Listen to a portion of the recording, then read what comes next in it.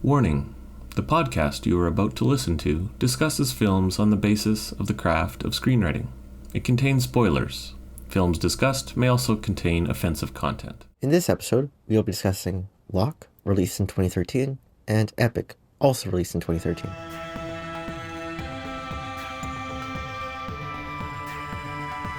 Hey, it is episode 5? 5, yes. We've recorded 4 so far, and this is the 5th one. This would be the 5th one. Welcome to episode 5 of Jay and Dave Went to Film School podcast. Yeah, and officially, these will be the 10th movies we've watched on this podcast. That's right. 5th movies for each of us, 10th movie that I guess we've recommended to people to watch. We let people know exists. That's a lot of films already, 10 films. Yeah. Well, certainly, I hope somebody makes like a Letterboxd watch list of all these or something like that. Be like, okay, rank it, see which one has the better taste. Yeah. Well, and who knows? I've already spent some time thinking about my ratings, and I might have. It takes a while to to get your rater fine tuned, and so we'll see how that adjusts. Yeah. Have I ever told you how I rate movies, personally? No, I'd like to know. Well, I like to think of movies having 3 parts, being the visuals, the story, and just the general watchability. And I generally value the visuals a little bit more than I do the story. Right, because you're into animation. Because I'm into animation, right? So if something is visually spectacular, sometimes my bias does get the best of me and be like, this kind of subpar movie actually kind of deserves a half star more, 1 star or more and stuff like that. Which is fair. I mean, people put a lot of effort into the visual side of a film. Exactly, right? And sometimes I think, there's a difference between, a really, really, subpar story that's just told, overly spectacular, blockbuster, and then something that's, really, really simple story that's just, so simple, it's almost why are you even talking about it? But it's told brilliantly. That, I almost think those are more worth your time watching than something that's But, well, yeah, and it's when you really are assessing a film, usually you are putting those different attributes into the rating without maybe knowing it. So really the fairest description of your rating would be to break it apart. But that takes more time. It does take more time. And Letterboxd doesn't let you do that. It's just a general... If Letterboxd had quarter stars, I would be able to really fine-tune my ratings. There are many 3 stars that are well, these were higher 3 stars and these are lower 3 stars. And, Yeah, and maybe we need to go stars and maybe colors of stars. Maybe there's different It's almost a freshness rating. It's almost like the avocado rating system, where this is the ripe. You have a sticker there. It's these are really, really ripe, and then these are kind of under developed. Yeah, you could have ripeness. Sure, it's you need different metrics for the different things. So stars is one measure. And then you could have the color of a star for another measure. There's all sorts of possibilities. I mean, I feel we should definitely there must be already something that's already on there, right? Because I know I've seen Rotten Tomatoes as a percentage system. I've seen Letterboxd as a star system, right? I don't think I've ever seen something that's the color system. Yeah, I don't think it's been done. I can't think of any rating system that does that. We need to get on this and then patent it. Exactly, right. Ooh, can you patent a rating system? Here's the thing. I was going to ask, can you patent the color? Well, we may have missed the boat on patenting colors, but if we could. The rainbow rating system, I think, right? I think red's always associated with really, really bad things, so we put that there. And then indigo, right, lowest frequency, and then follow the rainbow. And actually, I think it's more it's a wide spectrum. You actually want to be closer to the middle. You want to be closer to blue. Oh, so then there's almost 2 forms of negative. 2 forms of negative. Because I've seen the other rating system where it's these are super, super good. That goes to 10, and you have the negative system where it goes -10, where it's so bad it's good. The room is down there. And then there's just movies in the middle, over here, where it's just bad. It's just really, really bad. And then over here, it's really So, the middle, in that sense, is bad to be in. But in our system, you want to be in the middle. That would be the G. That would be the G. The Roy yes. G. Biv. The Roy G. Biv. It's green. Green is always associated with good things. That's right. It's like waiting there for the system to be put in place. Yeah, exactly. And I think indigo, right? Because it's Roy G. Biv or like indigo violet. I think most people forget those colors exist. So I think those movies should be so wacky. It's like it's not bad. It's just I don't get it. It's like the modern art films. There you go. There you go. That's the system. Each color would have right? could have that classification. Exactly, right? Yellow is like, kind of mid. Blue is kind of like, it's getting up there. G is you want to be in G. Speaking of indigo. Yeah. Oh, that's amazing segue. So recently, after I graduated VFS, everybody I think wanted to get into a film-based job and stuff like that, right? They wanted to go straight into script writing or behind a camera or directing. And personally, I wanted to as well. So I was looking out to animation companies and houses like that, but not yet. I don't think I'm ready yet. I think I just want to work on some of my stuff first. So I wanted a real job, just a real regular job that just pays the bills. At least allows me to pay for submissions to script contests, animation script contests where I'll just send this off and see what happens. Because I still need to I missed the boat for the I think it's the Pacific Northwest Writer Program. I think I'm getting that wrong, but missed that in October. I'm looking forward to doing it next year. So I need to save money to get the application for that as well. But 100%. I got a job at a bookstore, Indigo, formerly Chapters, and it was my dream job growing up, dream part-time job growing up as a kid. I really, really wanted to work at a bookstore because I just thought that was a really, really cool job, just to be able to sell books and talk about stories with people, and I actually do enjoy organizing things. I'm generally a very messy person. As you can tell, actually we haven't mentioned this. We are not in a parking lot this episode. We are actually in my house. We don't know if that's moving up in the world or just laterally. But... Yeah, honestly, right? Probably equal to the car. Maybe this is just a bigger form of the car. In fact, I'm telling you right now, we're probably gonna get a lawnmower in this episode as well. But let's see. Oh yeah, right. So I really wanted to just work in a job that told stories, and I was doing that in high school. I was applying, and I didn't get a call back at all, and I applied multiple times. But the moment I graduated from film school, and I put writer on my LinkedIn profile and my resume, I got a call back 2 days after I submitted the resume. So the ticket to getting a job at Chapters, Indigo, go to film school. Go to film school, yes. My number one tip now for all writers, right? If you're working at a bookstore, be very, very careful of paper cuts. I've actually realized that. Yeah, that's apparently the common workplace injury at my place. I'm pretty sure every single workplace has a first aid kit. I'm pretty sure most people don't use that because most people don't fall off ladders and crush their legs and stuff. I think bookstores are the only ones where every single employee knows and uses the first aid kit regularly. But yeah, that makes sense. There would be danger there. I'll have to keep an eye out for blood on the pages of books when I'm in a bookstore. Honestly, right? That's our way of recommending books. It's we put our blood, sweat, and tears into making the store. Book has the most blood. Actually, I'm pretty sure there's some health and safety thing. We'll take the book off. Probably. That makes sense. I should probably say that. But yeah, no. Well, congrats on getting the job. Yeah, thank you. But yeah, I like it really much so far. I think it's I think it's a great place for me. I totally feel you. I am someone who loves organizing things too. I would say I'm sometimes clean, I'm sometimes messy. I think sometimes I let things get messy so that I can organize it. I actually like putting things in their place. I get you. Once my room gets really, really messy, there is something very nice about just putting everything away eventually. It's not at that point yet. I'll probably find some time to do it, but yeah. It's therapeutic. The messier it is, it's more therapeutic when you clean it up. But yeah, I'll tell you what, the biggest thing that's happened in my life is literally emptying my bookshelf in my room just to make room for all the books I'm going to use my employee discount on. There you go. Because I'm telling you right now, I've made a promise to myself that I'm going to read one new book every single month at the very least. Maybe two, doing a bi-weekly type thing. But one right now. Extra perk of working at Indigo. Hey, and I now know from working at Indigo all these different movies that were animated movies that originally became books. Yeah. That's right. You could look into the history of some of look into the history. the favorite movies that you've watched. Yeah. So honestly, that might be why they hired me. I'm specifically the guy who nerds out about all the books that became films.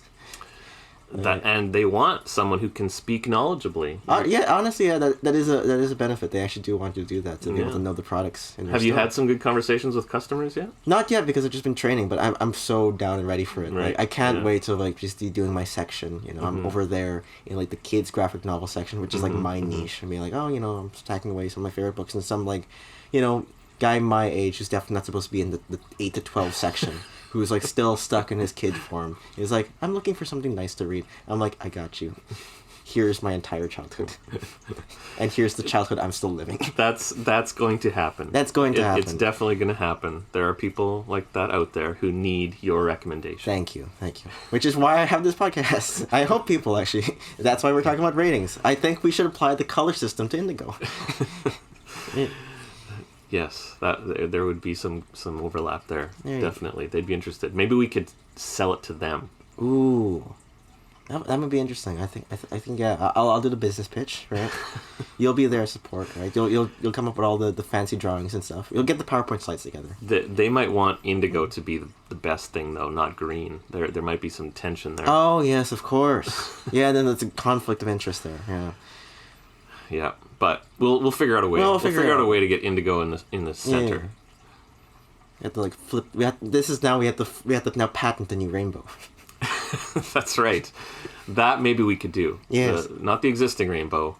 Oh, I got it. It's the ultraviolet rainbow. It's just the entire rainbow. We just turn up the ultravioletness. Indigo now shifts backwards in the spectrum. There we go.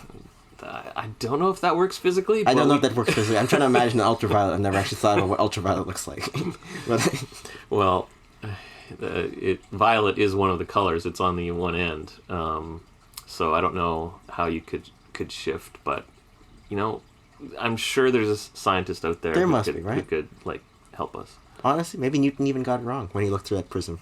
It's like maybe the rainbow really was the other way around. Question about your discount and stuff for Indigo. Can you buy movies too, not just books? Here's the thing. I don't think we sell movies. I know we sell audiobooks. We sell audiobooks. We sell records. Right? Okay. I don't think we sell it's like CDs, like actual music CDs. I might have double checked that, but definitely like the only like digital media we have is like audiobooks, records, and like Kobo ebook readers. Okay, so even on the website, if you go on Indigo's website, you can't search out any like films. Like I'll have to double check that because I've walked through that chapters even as a customer before like becoming an employee. I've never seen movies there. Because like if they did sell movies, it would be super convenient for me to be like, oh, this is where I'm going to get all my movies. I'll just get like the movie. I'll get the book it came from. I'll get like the soundtrack, and I'll just go home. Like I don't need to go to any other place in the mall to do any of that. But no. Well, that I guess is a sign of the times in that there's fewer and fewer physical media options for the films that we know and love. I guess because like. You know, it is Metrotown because I do frequent a lot of the stores there. There is one like DVD store like straight up that's like records, CDs, and movies that I do go to often because I like picking up movies from there. And then there's also a couple anime stores also do sell anime DVDs. But I normally sometimes see the majority of my movies now at Walmart. Oh yeah, because like they'll have like the rack there where it's like here's all the new releases like in the electronic section, and then the big bin, like, right, the $5 movies. And I'm always kind of like surprised what I find in there sometimes because I'll be like, I'm pretty sure this movie won like an Oscar and it's like worth $5 right now, and like here's the collection of like everything from like the classic like 90s and 80s like westerns and stuff like that, and then here's like a bunch of like just kids animation. I was like, I don't really care about this. This is like the sequel to Despicable Me 4. But it is honestly kind of fun. Like it's that and also thrift stores. Yes. Where I go around. Thrift stores are great. Yeah. That's where I get a lot of mine as well. Like right now, like my one thing is after this podcast recording, I might actually bring you down to the thrift store that's literally next door to here. It's quite nice. Definitely, I want to go. But like my one thing I like doing at thrift stores now is trying to find American Cartoon Network animated cartoon series like DVD collections because they're like really hard to get onto. Like, you can buy them on Amazon, but it's kind of expensive. Well, what's an example of one of those? I have one, like, here. If you look down, I'm going to describe it to the audience here, but there's, like, bottom there, under an alarm clock that's shaped like a unicorn. Adventure Time Cartoon Network. That's a series that I think you can only get either America or, like, really, really special, like, retailers. And that's, like, just an entire, like, chunk of, like, the animated series. There's also We Bare Bears. Like, there's my entire Cartoon Network series, like, in my DVD shelf. But a lot of them came from Amazon. A lot of them came from me going down to the States. And, like, a couple of them I found through Canadian thrift stores. Because, like, we are in, like, the place we're living in right now, which is, like, Surrey, North Delta, is, like, only 10 minutes away from the U.S. border. So I often see, like, Washington-branded cars, like, driving down the street. So yeah, we get a lot of, like, American junk that just, like, kind of washes on shore. But Thrift stores. Thrift stores are amazing. Very handy.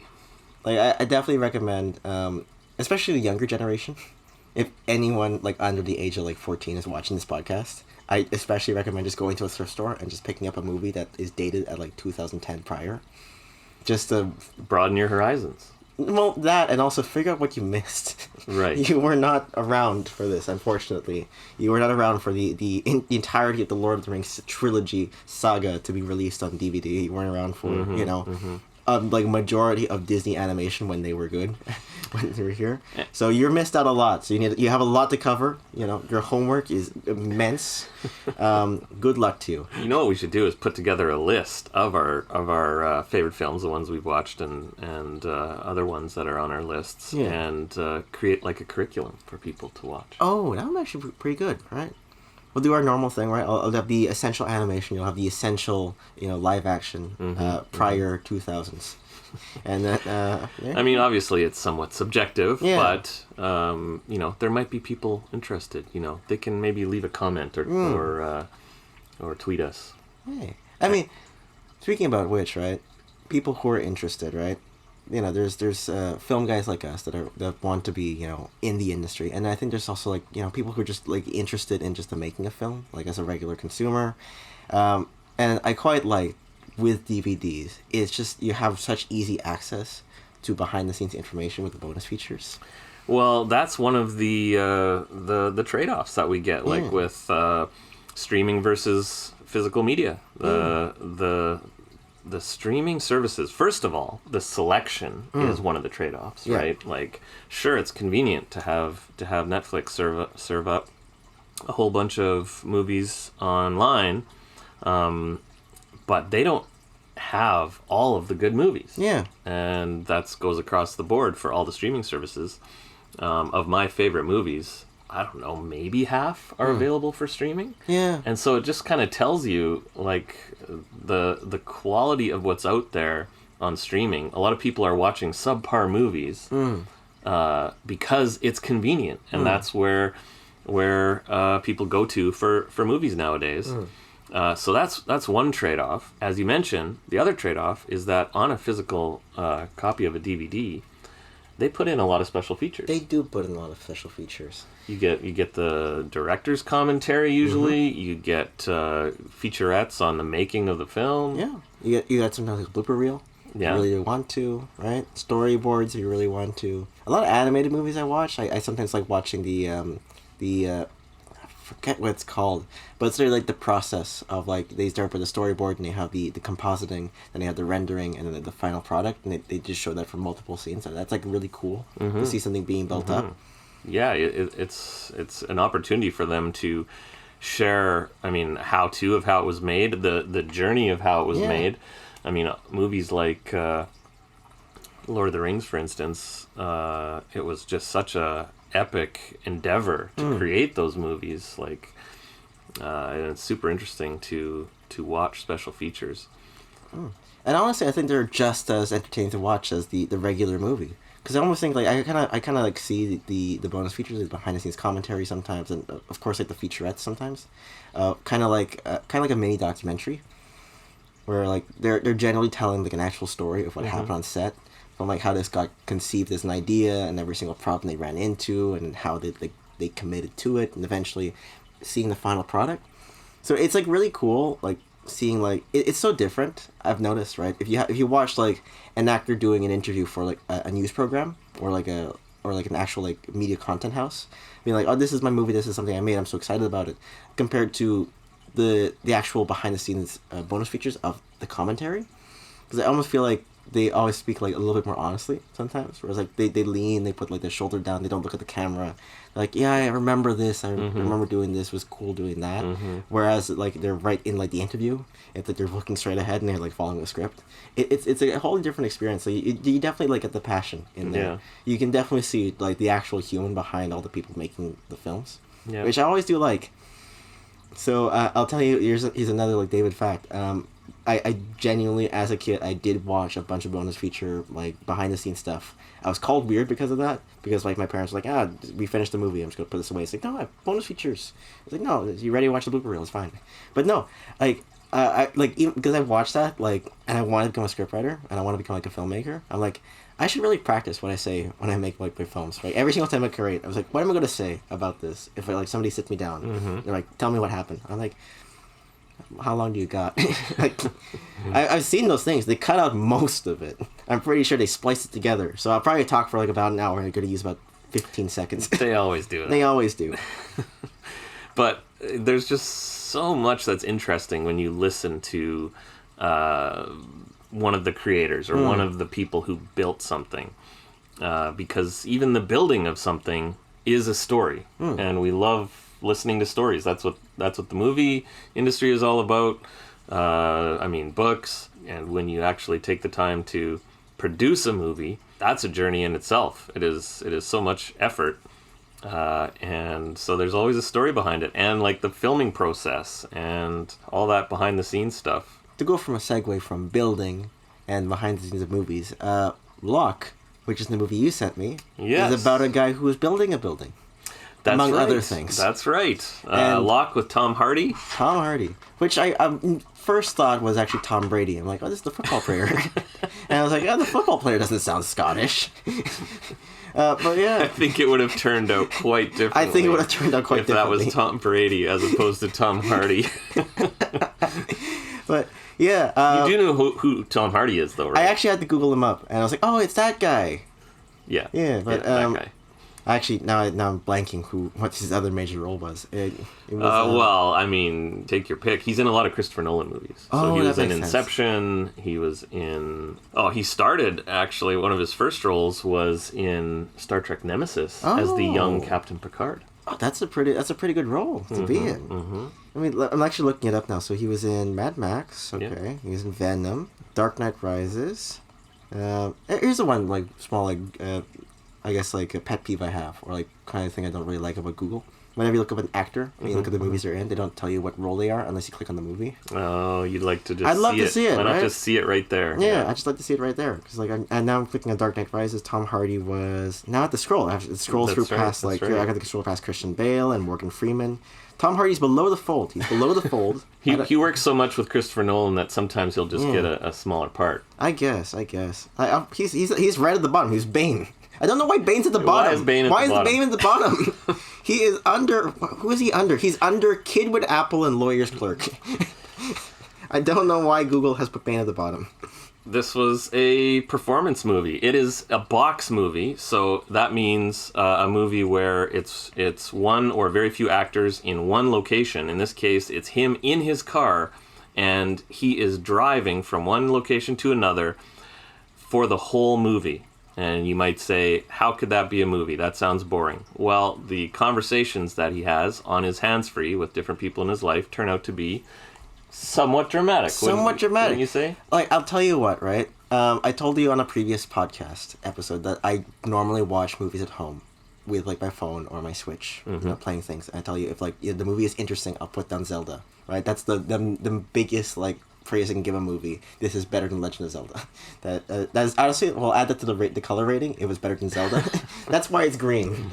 It's better than Zelda. But like throughout this entire movie, I'm gonna be honest with you, I didn't put my Switch down because I kind of felt like this movie was so much of an audiobook that I was enthralled, and I was just kind of staring forwards, like not doing anything because I was just listening to the whole thing. You didn't put your Switch down. I didn't put it was still in my hand, but I was like... But you weren't looking at it. I wasn't looking at it. I was looking at it like occasionally, right? Because like the cinematography was brilliant. I have to tell you, like somehow they made looking at a guy in a car really cool because like Tom Hardy's acting in a car whenever he's talking to different people, like you definitely see like he's reacting differently, which is honestly a super cool detail because like we put on different like faces and masks when we're talking to different people, and you can see that in Tom Hardy's voice, but you can see in his acting he's always doing something a little bit different. Like he's stressed out when he's talking really nice to his kid, right? He's being really really calm when he's quite stressed out talking to the guy who's in charge of building his concrete. But yeah, no, I was just like captivated by this entire movie throughout the entire run length that I was like, wow, this is a great audiobook. Like this is amazing. And honestly, it definitely could have worked as an audiobook because like really if you really break it down to it, it's just a guy talking in a car and it's a bunch of like audio files being played. But again, it was brilliant to watch. It was captivating to watch. 'Cause of course, I did put it down a couple occasionally. There was a few moments in there where he's like, especially during the scenes where he's talking to his dead dad in the backseat of his car. That's great cinematography where you're actually seeing in the rear view. Yeah. That he's talking to the backseat. It's cool. Yeah. I was like severely amazed by just how much every single phone call just ramped up the action or the stress of like the current situation, the tension, right? It was just bad after bad after bad after bad after bad, constantly. Where I'm like, because I like the one of the things I kept from film school that is like super like, I actively focus on this now when I'm watching movies is the midpoint of a movie, and the midpoint was defined to me as like the moment like there's a huge shift in like the narrative or the plot of the story, which is why they can divide a movie in half by like here's all the fun and game scenes, and literally the second half is when the bad guys close in. The midpoint is what separates that. It's like a complete like you know, flip of a coin. And I was like looking, it's like, when's the really really bad part of this movie? I'm like, oh, I don't know. Everything was bad. If I had to guess, it might have been when the baby, like the baby got like the noose around his neck, where the umbilical cord, very hard word, got around his neck, and then Locke was just, you know, telling the woman he accidentally, maybe purposely got pregnant. I don't know. It's probably an accident. I have to think this must have been because the entirety of this movie was just him saying like, you've messed up badly. You need to make a choice of whether or not you go with the affair that you had that caused a pregnancy, or stay with your family. Stay with your family for 15-year marriage. That was the other thing. It's a 15-year marriage as opposed to a one-night fling. And he chose the one-night fling. Well, he chose which caused the pregnancy, which what he was really choosing was he going to be there for that child? Yeah, was he going to be there? And because his own father was not there for him. And so then that's why he had those conversations with his dead father in the back seat, because he was wrestling with that, and it's just this amazing character drama because he wants to be perfect. He wants to do everything right.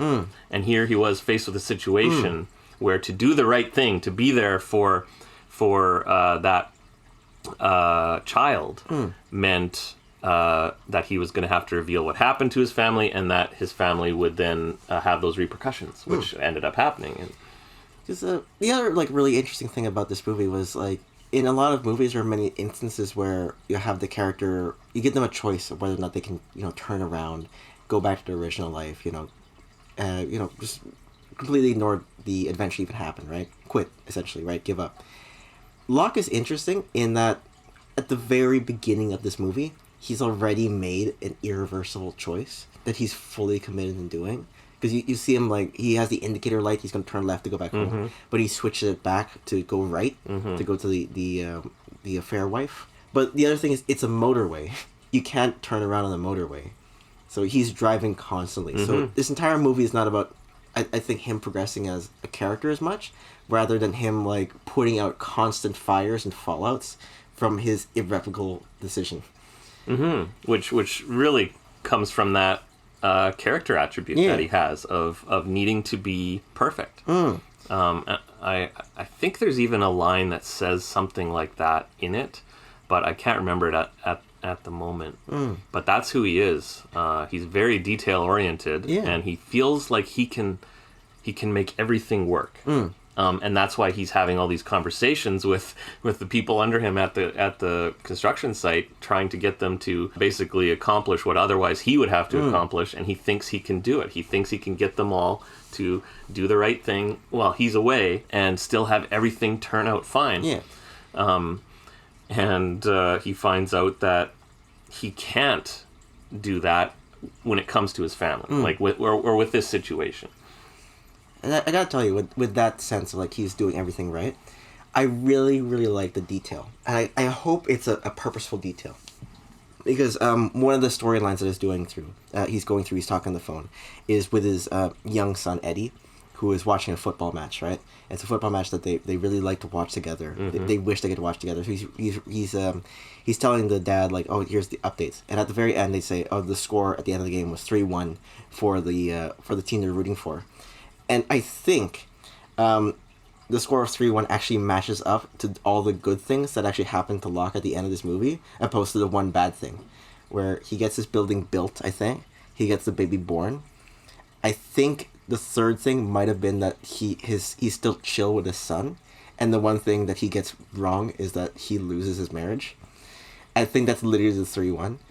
That could be. I haven't caught that point, but that's some excellent observation. Because like even when he's talking about the football player who scored 2 points for that game was an underdog that they didn't believe in, and he's like, oh, this guy just got his stuff together, and he kept the ball on the ground and he kept it going. And I think that was he felt Locke. Locke felt himself in that statement.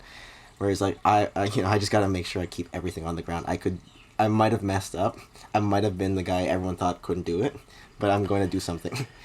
I mean, I've always kind of looked at the outcome of that movie and say that he failed because he lost his marriage. But that said, there was no after. I mean, his mistake with the affair, which was a mistake, that started a ball rolling that basically was his undoing because he couldn't, at that point, he could not fulfill the side of him that wanted to keep his family and support a child from an affair. And so there was no winning after that point, but he tried to be the person that his father wasn't by being there for this other child, and so he accomplished that. But at the same time, now he's gonna miss out on a lot of his other sons' lives, even though his sons still love him. Things are gonna be different. And so it's a tragedy. I still call it a tragedy. Yeah, I think it's like it was like kind of the game that they mentioned. They let one slip. But it was like, it's still 3-1. They still kind of won. I kind of saw it as like a positive victory if you were to quantitatively measure it.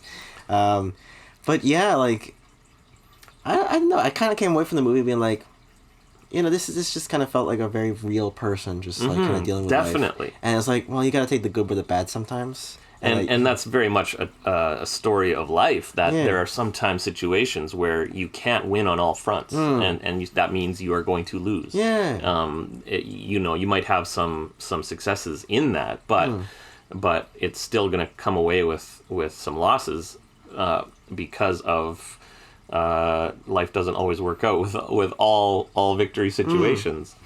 So yeah. But one of the things that he does say that I think was a major character progression point for his character, when he's having one of the conversations with his dad, he says, "I know now why you left."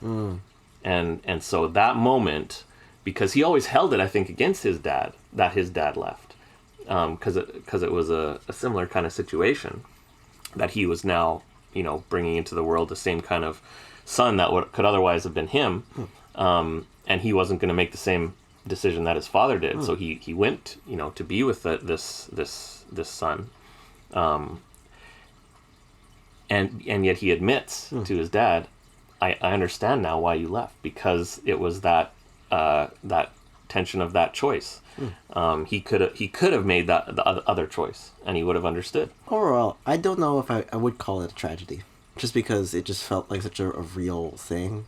And I feel like if I was in that situation, I kind of look back to it, and I'd remember the bad, but I also remember like it could have been worse. I think I might have made the right decision. So in that sense, that if not neutral, it would have been like okay, but not the ultimate worst. But I gotta tell you, right? There's no movie, I don't think, that's made Concrete sound so intense as this movie. Like, well, and that's actually one of the other situation or aspects of the movie that pulled me to it, was because I have worked in concrete in some of my construction work, which I mentioned before. That's crazy. And so I've poured concrete, I've tied rebar, I have done many of the things that he talks about in that movie, and been around construction site managers that have to deal with concrete pours. And so I knew all of the things that he was talking about that was important about concrete, and what the considerations you need to have when you pour it, and when it's such a massive pour job like for this building. And so I was totally on board on that same page. I don't know how it was for you. But. I mean, I'm like, well, I'm assuming A5 is a very important number, but like, A6 is probably okay too. I don't know. It's skyscrapers could fall down. It sounds like a very bad thing. Probably should make sure that this whole thing doesn't get screwed over. Because I really thought it was just like, they're cheaping out of the material. It's gonna be him about saving the day by not getting the greedy company to skimp out. It was like he had to test each batch. Yeah, he had to test each batch. You know, there's going to be multiple trucks that come in, and you have to test each batch, and you have to turn them back if it's not good enough, if it doesn't meet the standard, and that's part of what his job was, and that's why it was so important that he do it, and that someone else shouldn't be the one to do it. See that's the part I missed. I didn't know he was the one who was personally in charge of checking the mixture. Yeah, this is great. I have a concrete expert to talk about this movie with. This is great. But yeah, it sounds like a lot of guff we had to do at like 5 o'clock in the morning to get concrete in a hole. So, good on you guys. This goes out to all the concrete workers in the world. There you go. Yeah, the unsung heroes. The unsung heroes of our modern city skylines. Oh yeah. But yeah, to close off talking about Locke, because I was talking about bonus features and stuff behind the scenes.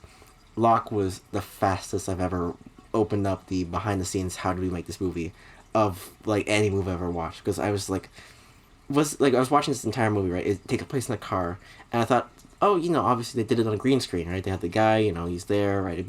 Make it so easier, right? Because it's mostly night scenes. You do this in a car, in a studio. No, they didn't. They filmed this over multiple nights on actual British highways and motorways. They obviously didn't have the guy driving the car himself, because that's literally distracted driving. There's no way you can act while doing that. So they had the car on a trailer being pulled by a truck. But they were generally going down through like motorways with, I think, actual commuters and stuff like that. So people like driving past were like, those are real people. They probably like looked out their window like, there's a film set just growing past. And the phone calls as well. I thought that was also cheat. I thought, they were just obviously doing a playback and he's just reacting to it. No, they actually had the supporting actors in a separate hotel room actually calling the guy on the phone in the car. And they were recording that, and they were having the actual banter and reactions. And it was really cool as well, because like when I in the behind the scenes, when you're seeing the actors actually record, they're actually like holding props and stuff like that. I'm pretty sure that it included the phone they're using to talk, but like the Locke's wife, the actual wife, was with their, like, she's really hunched over with like the mobile phone. She looked very, very concerned. Dougal, I believe his name was, like the very like Irish guy who was in charge of the concrete. He was like genuinely like holding like papers, being like, I'm trying to find it, I'm trying to look for it. It was kind of cool. It was kind of cool. I wish that behind the scenes featurette was longer than 10 minutes. Right. I would have loved to see more content. And I know there's more content because they definitely edited most of it out. But yeah, it was the coolest thing. And I'm really, really like kind of glad that they did this for real. Right. And the thing you don't get when you're streaming. Yeah, the thing you don't get when you're streaming. Because like if this wasn't a DVD, if I found this on streaming, if I found this online, if I found this through a pirated website, I would not have the onus of like literally looking up the bonus feature, be like, how do they make this movie? Because like, oh, this is the movie, which is great, because like a lot of DVDs, they do just have like the automatic bonus features at the end of the movie. It's just like, oh, do you want to watch the bonus features as well? It's like, yeah, I want to watch the bonus features as well. It's just that easy. It like takes out the work of searching if you just have the button there. I mean, some of them might be available on YouTube. It's always worth checking. It is always but worth checking. I'm guessing that for a lot of them, they're not going to be available anywhere else but on the DVD. Yeah, on the DVD. Which is a shame. Yeah, it's a shame. And we don't condone pirating websites. Of course. Always get your things from a reputable retailer because it pays my money when I become a scriptwriter. Yes, and now to Epic. Yeah, Epic, which is the animated movie of the day. 2013. 2013. It is from not DreamWorks. It is from 20th Century Fox. But the creators of Ice Age. Yeah. So Bluesky, that's the name. I think it is Bluesky, yeah. Yeah. It might have been just the director. Oh, no, it's Bluesky. It's Yep. Bluesky. Which, rip Bluesky. Really? They've unfortunately gone under. The only Bluesky you'll find now is actually a separate version of Twitter now. Oh, really? Yeah. I don't know which one came first, but there used to be the movie studio Bluesky, which is an animation company, but now if you go online, you can actually search Bluesky, and I think there really is like a Twitter platform for artists and creatives as well. And I think they like it more because I guess it's more freeing and open than Twitter, formerly X, or X, formerly Twitter. I still think it's called Twitter. I don't call it X. I mean, if you want to, the verb tweet, you can't say X someone. Yeah, X, you want to X someone. It's like, that's what Locke did. He X someone. It sounds like a hitman, like a hit. Anyway, yeah. Epic. So that was a lot of fun. It really was for me when I watched it. Yeah. I'm glad you had fun too. I did. Actually, I was going to make one other comment. I'm surprised Bluesky went out because didn't they make like 6 or 7 Ice Age movies? Yeah, they made Ice Age was their biggest one. They had Rio, which is also kind of like a really, really big one. Ice Age was, of course, a huge one. Like there was it was very cult classic movies. I think none of them were like expert, like Oscar worthy quality. Maybe the first Ice Age. There might be an argument there. Maybe Rio, but like it's kind of like eh. But I mean, not even whether it's Oscar worthy. Yeah, it's just how successful it is. How much did kids love it? I mean, Ice Age was huge. Exactly right. So I was going to say like it's not the best movies, but it was amazing movies. That's what I was saying. There's like if we were to use our rainbow color scale, I think they would definitely be a little bit above green. I think Roy G. It would definitely be in the blue. I think it would be in the blue. Now, of course, you do have to follow that up with similar quality. Yeah, I can see why if you let it drop, and the Ice Ages did drop. They are okay. Yeah, fair enough, right? I think the level of like humor definitely like went down because I think they were appealing more to like very like wacky zany kids as opposed to I think when I was watching as a Gen Z, it was like very like I think it was our humor. It was like SpongeBob humor. I had to tell you, it was high quality. But yeah, I'm really sad that she did went down because like there was a lot of like really good people that worked at Bluesky, and they were pumping out I think the last movie they actually made was the Peanuts movie. Oh, okay. Which is as a Charlie Brown fan, I'm like, yeah, this is great. This is great. I didn't even know that existed. Well, if you want to watch it was a pretty decent movie. Okay. I have to say. Okay. Well, and I mean, I don't know how many Ice Ages they had made when they chose to make this movie, but this is obviously a departure from the Ice Age formula. Yes, and it shows that they have versatility, and this was very creative. I think that's what stood out to me is just how creative it was. Yeah, it's a story about a scientist and his daughter. His daughter comes to visit, and the scientist kind of ruined his own marriage. There is some overlap with Locke. Hey, there you go. And so he's estranged from his daughter, and she's coming to visit him to kind of hopefully patch things up. But he is consumed with his backyard. Well, he lives on a acreage in a forest area. He has a lot of open space around there, but with finding these miniature civilization that lives in the forest that he believes in that no one else does.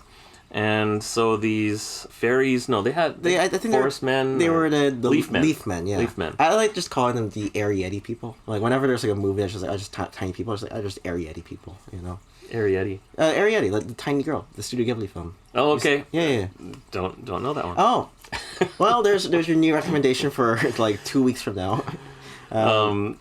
But yeah, so he is consumed with finding these little creatures. He knows they exist, or at least sees the evidence of them, and his daughter wants the attention from her father that she never got, and he's very consumed with this. But then when one day she actually she encounters one of these leaf men, the queen, who passes along to her the sacred bulb that is meant to rejuvenate the forest. Every few cycles, they need that rejuvenation, and that miniaturizes his daughter, and so she becomes part of their civilization, and that's where the story takes place, and she gets to live in their world. And it just allowed for a lot of creative storytelling aspects. I love that they tried to stay somewhat physically accurate, that time went faster a little bit with the Leaf Men, because they were miniature. They were miniature, so you have the one scene where it's the dad who finally like found out that his daughter is shrunk. And so he's talking in very, very slow motion, where I think she's also talking in regular motion, but it comes out as high-pitched fast. For him, it sounds very high-pitched and accelerated. And for her, when she's listening to the full-size humans, it sounds very low-pitch and slowed down.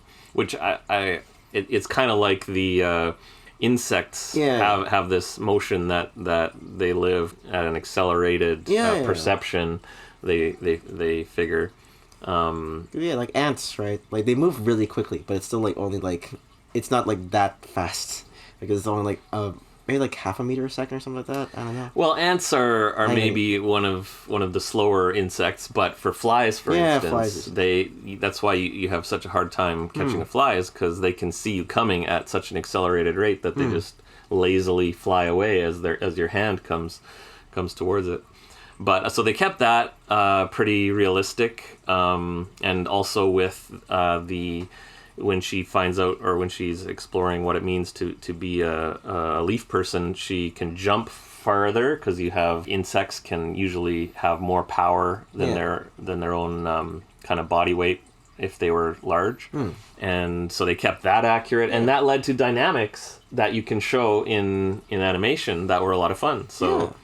They could jump and tumble and fall from high distances and not be hurt. So there was a lot of fun with that. There were creative scenes, like I think it was when the Queen was getting away, and she has, of course, special powers as the Queen, where she can like draw vegetation towards herself and kind of control it. And so she got from the ground up into the air, where there was one of the waiting hummingbird steeds for her, and she could just pull vegetation close to herself for like steps to get upwards, and all at a very high speed, and it just came together very gracefully. And that was a lot of fun. Fun fact though, the Queen, that movie, voiced by Beyonce. Oh, yeah, interesting. She was they cast the Queen as the Queen. The Queen as the Queen. But yeah, no, 100%. Like, it's been a while since I actually watched Epic. The story was kind of like not too memorable for me, but like the thing that always stuck around with me was just the animation, the creativity in terms of like the world building and the character designs. Because like even that one scene where it's like your obligatory like flying through like a new place scene, where it's like you're seeing like multiple things happening, where it's like you see the dandelion people and the leaf people like turning from leaves to actual humans. That's like animation to me. That's the thing. That's great animation, dude. Someone had to figure that out. Yeah. I was like, yeah, that's how they animate. And I was like, I'm so happy that it looked good. It's a great looking film, and like you get to the dark, the evil people, right? And like that whole area is like, they're boggins and they're from the mud and stuff like that. And it's dark and it's dead. And you go for that amazing shift of the green from the leaf people world to the dark of that world. And it's such a great shift in that sense. I mean, you have the final battle at nighttime, and it's both of them together. It's really cool. And light also plays a pretty interesting role in it as well. Like, you get the bright lights at night as well. So it's really, really great animation. Story-wise, pretty, a little bit lackluster. I really like the MacGuffin in this movie. I really, really like, the character journey she does go on. The romance between the young girl and the really hot hummingbird rider kind of shoehorned in there, I'd say. I kind of like my romances to not end off with full-blown love and kissing by the end of the movie, if they only met like 4 hours ago. True, although it was kind of their first and only kiss because she became a regular person again at the end, so they only got to share that one. I don't know. I feel like it's like implied there. It's like, I'll come back for you one of these days and always hang out, you know. But yeah, I kind of like if you're gonna meet like characters like that, I kind of like going with the more like they become friends route than like fallen lovers. If you only have like that little bit of time in there. Well, it's a holdover, I would say, from other like Disney, you know, whose the main interests are and that they'll get together kind of thing. Yeah, but it's always been my pet peeve of like even Disney movies as well. Right. It's like, oh, the prince and the princess fall in love and they met yesterday. Like, but yeah, I mean, it is a fairy tale. It's a very fairy tale trope, and like, you know, I'm fine with it kind of being in there. The other thing I like talking about like animated films is always the sea story, the comedic relief of like the two slugs, and this is something I did notice in like Bluesky. This is probably like their thing to keep it very kid friendly, to make the comedic relief just very like funny, overly funny, like very attractive to kids. You'll find that in Rio, you'll find that in Ice Age, and like it was, sometimes I think that was a bit too much. Out of all the Bluesky films, I kind of felt like their sea story was just a little bit too much in terms of comedy. They were there for a little bit, but like like there was too many scenes with them, kind of thing. No, or too much screen time. No, it's just they're trying too hard. Oh, okay. Because it was I think it was Seth Rogen. I think it was. I didn't look to see who that was. Actually, I can look at the back of this. They'll probably have it there. There's Beyonce Knowles is there as the queen. Then it was, hold on, Colin Farrell, Josh Hudson, Amanda Seyfried, Chris Owood, Steven Taylor. Oh, I really thought this was a Seth Rogen role. I must be wrong about that. Oh, but yeah, they did have a few funny gags with the slugs, like when the slug pulls his eyes back into into eye sockets, like that was pretty funny because the slug eyes are like sitting above the slug, so when he pulls them into his eye sockets, that was kind of funny, and then he was kind of, I think, dissing the leaf people. Yeah, and again, like this is like totally just my like taste of comedy, because like I think I've been refined based on TV animation comedy, which I think are at a higher level of like movie comedy. I don't know why. I think it's just because you have like less time to tell a story in TV. Your jokes have to be perfect. Yeah, probably. And probably also there's a writer's room aspect as well. Yep. Like you had the approval of at least 4 other people. Well, and I think this one probably does suffer a little bit from like less development with the script. I think I could tell that in a few areas. But a few of the other gags I liked were when one person was telling another dandelion leaf woman to calm down and was shaking her, all the dandelion seeds came off. Like if you were to shake a dandelion, so that was kind of funny. And then they brought in static electricity at one point, and so when that affects a miniaturized person, it's like a huge discharge. Yeah, it was like Zeus hit you. It was a full hit back. There was one point when they were going to the Hall of Records in the Leaf world. That were a whole bunch of scrolls, and there was a joke actually with the slugs that weren't quite.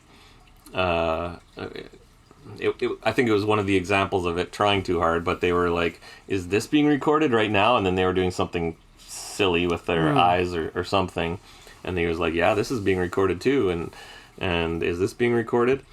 And then when they actually get to the records, and the whole point of going to the records was that they were looking for what they needed to progress with the threat, with the main plot. But then they had this sort of side dialogue with the slugs. But then when they get to the records, the main guy finds the scroll. Oh yeah, here it is, and then he tears it up. But that was meant to be a joke about the slugs saying, "Is this being recorded?" And then, "Oh yeah, here it is." But it didn't hit that way, because I thought they were just progressing with the main storyline, and then he tore it up, and it just didn't make sense. And so you kind of need to be very clear and careful with your jokes to make sure that they hit right. Yeah. I feel like whenever I talk about like writing comedy with people, it always makes the jokes sound like less funny than they actually are.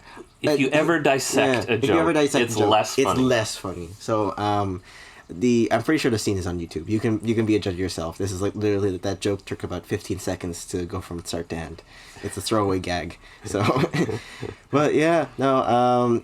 my flavor of comedic relief characters are always going to be, sidekicks are actually like invested in the story in a different way. Like they're actually like fully connected. So like that's why I say the slugs are like my least favorite, like Blue Sky comedic relief, because in Ice Age it was Sid, and he was like the best buddy of Manny, and like they had like a full like character foil to him. And in Rio it would have to be the DJ Birds, which are like they're just like really really fun allies, and they actually represent the theme of just music in that really well. Peanuts, I think most of them are comedic relief characters. If anything, Charlie Brown's comedic relief. So there you go. Snoopy actually would be the comedic relief, and you can't go wrong with Snoopy. I think if you are going to write comedy, it can't just be funny. I think it also has to tell story. Yep. In terms of the character can't just be like one dimensional into super zany. Yeah. Yeah, and it does help to have other eyes in like a writer's room, or like a few different passes of a script to refine these jokes and these concepts. A script always benefits from refining like that. And again, comedy is extremely subjective. Even 4, 5, 10 people in a room can get it wrong. Yeah. So, but yeah, I mean, overall, I think it was, I think the world building was spectacular. The story was, it was okay. I think it was definitely passable. We could ignore the slugs. And then, I mean, this is where I would really like to have quarter points. Yeah. Because I think I'd probably give it a 3.75. 3.75, right? I think that would be, if we're going to use our color scale, I think that would be a orange, yellow. It'd be maybe a yellow, maybe an orange. Yellow, orange. A yellow 3 or a yellow... Because we're doing these merged with the numbers. Merged with the numbers, right? It was an orange 3.7. Orange 3.75. Yeah. Maybe if we were going like middle orange, like it's going to be like a mandarin. Yes, we need to go with gradations of color. With our 0.25. Yes, 100%. We definitely need to go all the way. All the way, right? So this is like specifically the hexadecimal number. H1. No. I get that because I know web design. Yes. And yeah, so there you go. I think I'd have to agree with you. Definitely, like it's going to be a 3.5 for me as well. I went a little bit lower. But for Locke, that was definitely like I think it'd have to be like literally a 4.3, I think. Okay. Maybe a 4.5 if use the typical scale. Mm-hmm. It would definitely be like a really really bright green. Awesome. I think so. Well, I'm glad I picked it and shared it with you because it's one of my favorites. It's great. It appeals to like so much of like your little niches of concrete and going home. Like, I honestly kind of have to wonder: did you walk around your house in concrete stained boots and have to like chip away at stone on your floor? I have rubber boots that I wore for pours. Yeah, and they had to be washed off at the end of the day. Yeah. I tried to wash them off so that I didn't have to do the chip. Yeah, stuff. But I'm guessing you had to, like, one day it's like, I completely forgot, the lads brought me down to the bar after drinking, and then now they're rock solid. So do you have to go in? Do you have to go in like a hammer and chisel? Like, how do you get full concrete? It'll because the boot is more flexible underneath the concrete, then it'll actually chip off when you hit it. Oh yeah, because I was gonna say now rubber is like a mold, right? So you can actually like squeeze it down and the stone can come off. And then it kind of changes the foundation. Oh, I got you. Which is why it's bad to wear leather shoes at a construction site. You wouldn't want to wear your good shoes to a pour. No, I got that. Have you actually, now I gotta ask, like, have you done like sidewalk pours, or it's just like building pours? I did do driveways. Before. Yeah. Because like, have you ever had that situation where like somebody was just walk through your site and like got like you have to like repave it? Or is it just something that happens for like sidewalk people? No, never had any incidents where people walked through. We did have a leveling machine on a bridge pour come off the rails and fall into the pour. Oh, I thought you were going to say into the water. No. But into the pour was bad enough. Okay. But it eventually got fixed. No, I got you. I gotta wonder now, right? Has you ever noticed, like, a couple of guys, really sketchy, in very, very, like, suits and ties, throw a guy into your pour site as you're pouring, just get rid of him? I also want to know if that's ever happened in the history of anything. Like, not on my sites. Not on your sites, yeah.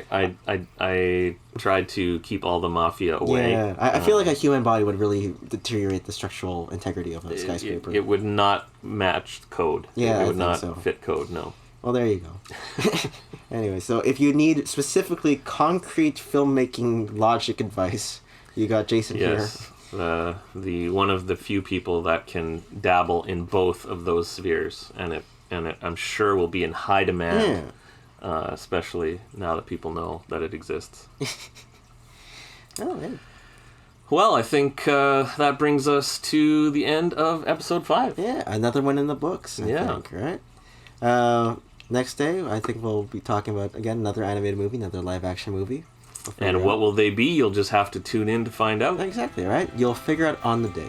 That's right.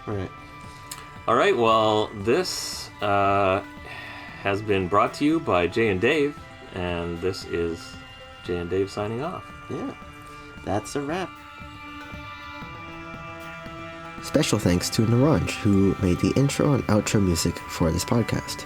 You can find him on Instagram at his handle @NiranjD. That is @NIRANJD on Instagram.